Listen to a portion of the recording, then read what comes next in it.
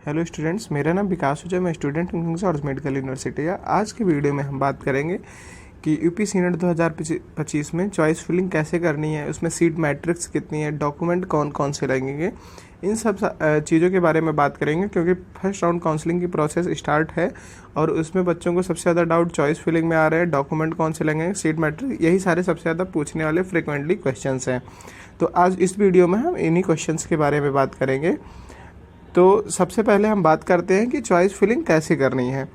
तो हम choice filling के दौरान टॉप कॉलेज जो होते हैं उनके लिए तो हमको बिल्कुल डाउट नहीं होता, उनको हम सबसे पहले फर्स्ट प्रायोरिटी पे डालते हैं और इसमें सबसे ज़्यादा इम्पोर्टेंट कॉलेज हुआ होता है तो उसके हिसाब से हम चॉइस फिलिंग करते हैं। तो इसमें सबसे पहले हम टॉप कॉलेज डालते हैं, उसके बाद ग्रेजुअली हम धीमे धीमे कम प्रायोरिटी वाले ऑप्शंस पे जाते हैं। तो हमको कॉलेज भरने में सबसे ज़्यादा क्वेश्चन ये आता है कि कैसे प्रायोरिटी कॉलेज की डिसाइड करें। तो कोई भी कॉलेज की प्रायोरिटी सबसे पहले हम उसके क्लिनिकल एक्सपोजर या कौन कौन से रिसोर्सेज उसमें हमको मिल रहे हैं उसके हिसाब से डिसाइड करते हैं। तो सबसे पहले रिसोर्सेज जिसमें अच्छे हैं उनको हम सबसे पहले ऊपर रखेंगे। फिर उन कॉलेज की लोकेशन कहाँ है, दूसरी बात, जैसे कोई भी सिटी में कॉलेज है तो आने जाने में कन्वीनियंस रहेगा। अगर उसमें लीव भी मिलती है आपको कॉलेज में, वैसे नर्सिंग में बहुत कम लीव मिलती है, 2 दिन की छुट्टी मिली, पता लगा बहुत दूर कॉलेज है तो आने जाने में आपका खूब सारा टाइम वेस्ट हो जाएगा। तो आप अपने अकॉर्डिंग, अगर टॉप कॉलेज नहीं मिल रहा है उसके बाद वाले कॉलेज जो भर रहे हैं तो अपने कन्वीनियंस के हिसाब से भरें। और लोकेशन कहाँ है, क्योंकि आपको कई बार बाहर जाना होगा, कुछ भी करना होगा, तो अगर अच्छी लोकेशन पे अच्छी इन्वायरमेंट है, अच्छा एटमॉस्फेयर है आसपास का, तो आपके लिए बेहतर होगा। और उसके बाद में डिस्टेंस देखना है। तीसरी बात कि डिस्टेंस अगर टॉप कॉलेज नहीं है तो आपके नज़दीक का होना चाहिए, क्योंकि फिर वही आने जाने और ट्रांसपोर्ट की समस्या बहुत होती है। तो मेनली टॉप कॉलेज के बाद अगर हमको प्रायोरिटी सेट करनी है तो उसकी लोकेशन पहली बात ध्यान रखना है। दूसरी, डिस्टेंस ज़्यादा नहीं होनी चाहिए। थर्ड, ट्रांसपोर्ट की सुविधा आसानी से हो कि जिससे आप अपने घर आ जा सके, लीव में आ जा सके और बाहर निकले तो प्रॉब्लम ना हो। चौथी बात, जैसे इन्वायरमेंट। और पांचवा जो है क्लिनिकल एक्सपोजर, और उसमें अच्छे रिसोर्स मिलने चाहिए आपको। ऐसा कॉलेज फिक्स करना है आपको चॉइस फिलिंग के दौरान। तो ये चॉइस फिलिंग कैसे करनी है और कैसे प्रायोरिटी सेट करना है इसके बारे में हमने बात कर लिया। अब हम बात करते हैं सीट मैट्रिक्स के बारे में। तो फर्स्ट राउंड की सीट मैट्रिक्स आ गई है। इसमें जो गवर्नमेंट कॉलेज हैं उसमें टोटल कॉलेज जो हैं 23 पार्टिसिपेट कर रहे हैं। तो जो इस सीट मैट्रिक्स में पहला कॉलेज दिया हुआ है, college of nursing SN medical college Agra. इसमें जो ये आगरा डिस्ट्रिक्ट में है और गवर्नमेंट ही है। को एजुकेशन का मतलब इसमें मेल और फीमेल दोनों पढ़ेंगे। माइनॉरिटी का इसमें कोई कोटा नहीं है। अनरिजर्व के लिए इसमें 24 सीटें हैं और उसके बाद में ईडब्ल्यूएस के लिए 6 सीटें, ओबीसी के लिए 17 और एससी के लिए 12 और एसटी के लिए 1 सीट है। और इसमें टोटल सीट 60 है। और इसका फीस स्ट्रक्चर हम अपने शॉर्ट्स में अपलोड कर देंगे सारे कॉलेज का एक साथ, तो वहाँ से आप देख सकते हैं, या तो हम अपने टेलीग्राम के लिंक में आपको फीस स्ट्रक्चर प्रोवाइड करा देंगे सारे कॉलेज का। अब देखते हैं सेकंड पे। सेकंड में आता है महामाया राजकीय allopathic medical college, Ambedkar Nagar. ये अम्बेडकर नगर ज़िले में है। तो गवर्नमेंट कॉलेज की बात कर रहे हैं तो सारे गवर्नमेंट कॉलेज ही हैं इसमें भी अनरिजर्व की 24 सीट, ईडब्ल्यूएस 6, ओबीसी 16 सीट और 13 सीट एससी की है, 1 सीट एसटी की है, और इसमें भी 60 सीटें हैं। तो ये सारे जो कॉलेज इस पेज पे दिए हैं इसमें सारे में 60 सीटें हैं। और ऐसे थर्ड नंबर पे आता है college of nursing Rajarshi Dashrath autonomous state medical college, Ayodhya में है ये। इसमें भी 24 सीट अनरिजर्व है, 6 ईडब्ल्यूएस की रिजर्व सीट है और 17 ओबीसी की रिजर्व सीट है, 12 जो है वो एससी की रिजर्व है और एससी के लिए 1 सीट इसमें भी दी है। तो ऐसे ही अब हम देखते हैं फोर्थ नंबर पे government medical college super speciality Azamgarh. ये आजमगढ़ डिस्ट्रिक्ट में है। इसमें भी 24, 6, 17, 12, 1 ऐसे ही सीट का डिस्ट्रीब्यूशन है। तो इस पेज पे जो सारे दिए गए हैं इसमें टोटल जिसमें सीटें 60 दी गई हैं। तो इसमें जो सारे कॉलेज हैं, गवर्नमेंट मेडिकल कॉलेज बदायूं, इसमें भी 60 सीटें हैं। तो उसी तरह से पैटर्न हो रहा है। और college of nursing Maharaja Suheldev autonomous state medical college, महर्षि बालक हॉस्पिटल बहराइच में जो कॉलेज है गवर्नमेंट, इसमें भी 60 ही सीटें हैं और इसका भी रेशियो सेम है।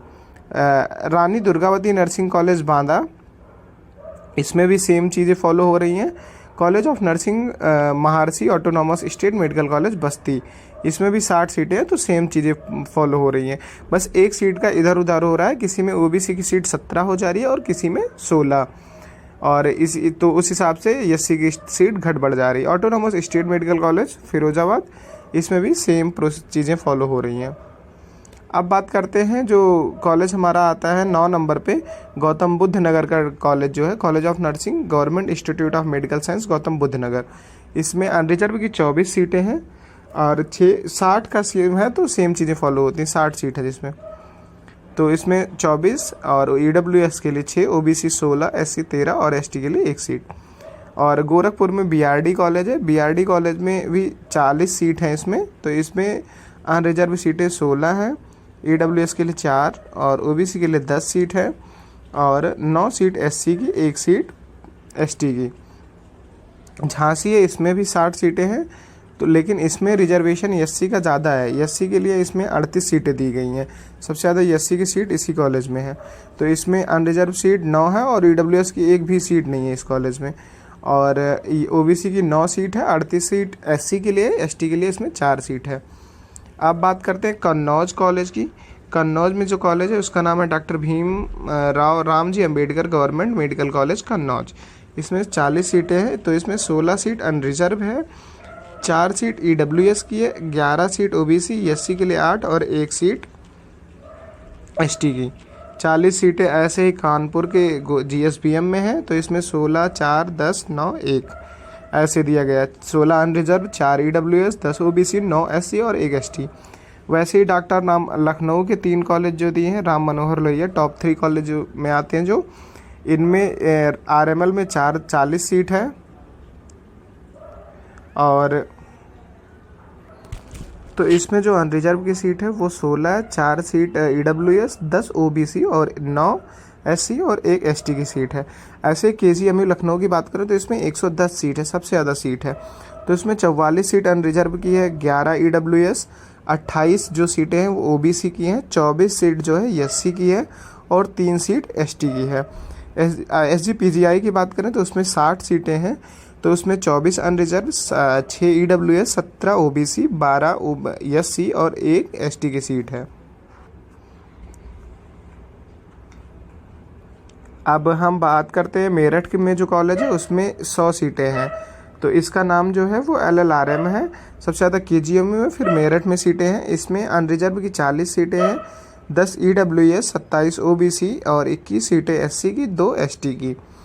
वैसे ओरई में देखें गवर्नमेंट जो कॉलेज है उसमें 24 सीटें अनरिजर्व हैं, 6 ईडब्ल्यूएस और 15 ओबीसी, एससी के लिए 13, 2 सीटें एसटी के लिए। अब बात करते हैं प्रयागराज में जो कॉलेज है उसमें 40 सीटें हैं, तो उसमें 16, 4 ईडब्ल्यूएस, 11 ओबीसी, 8 एससी और 1 एसटी की सीट है। शाहजहाँपुर में देखें तो शाहजहाँपुर में भी 60 सीटें हैं, तो वैसे सेम चीज़ें फॉलो हो रही, 24 अनरिजर्व, 6 ईडब्ल्यूएस, 17 ओबीसी, 12 एससी और 1 एसटी की। सैफई की देखें तो सैफई में भी 60 सीटें हैं, तो इसमें भी सेम चीज़ें फॉलो हो रही, 24, 6, 17, 12, 1। ठीक, लास्ट कॉलेज है जो शाहजहाँपुर दिया है इस लिस्ट में, इसमें भी 60 सीटें हैं, तो इसमें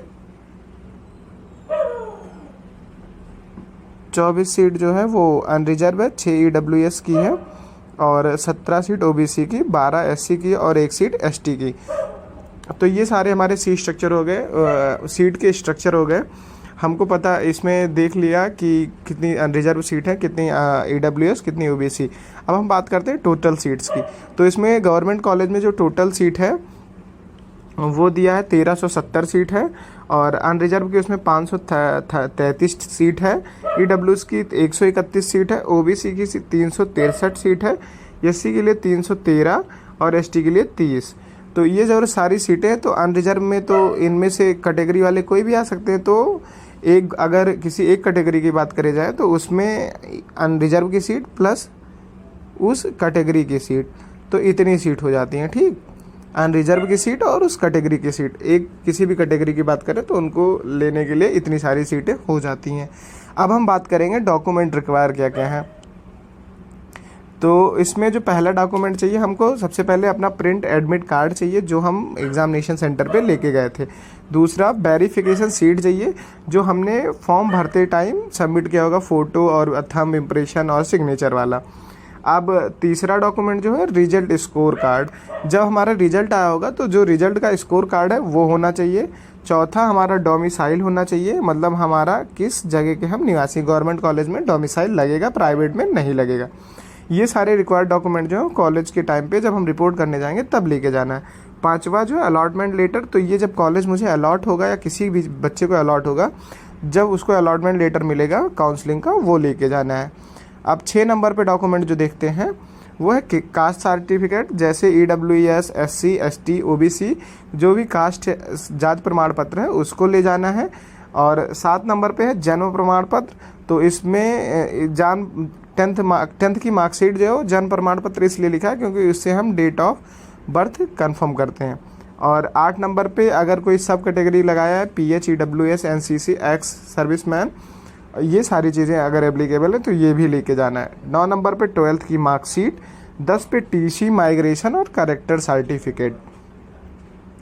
11 नंबर पे देखते हैं काउंसलिंग फीस स्लिप, हम जो काउंसलिंग कराएं 5,000 जमा किया है और 500 उसकी स्लिप। 12 नंबर पे है 6 पासपोर्ट साइज फ़ोटो ले जाना है।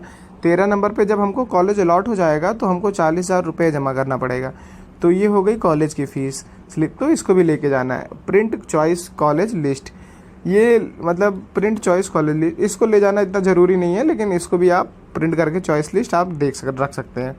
और मेडिकल फिटनेस, मेडिकल का सर्टिफिकेट फिटनेस का, वो हमको अगर डिस्ट्रिक्ट हॉस्पिटल से बनना है या मेडिकल कॉलेज में KGME में होता है तो यहाँ ये लोग खुद का सर्टिफिकेट बनाते हैं, तो ये भी लेके जाना है। अगर कहीं नहीं बनता तो वहाँ लेके जाना पड़ेगा।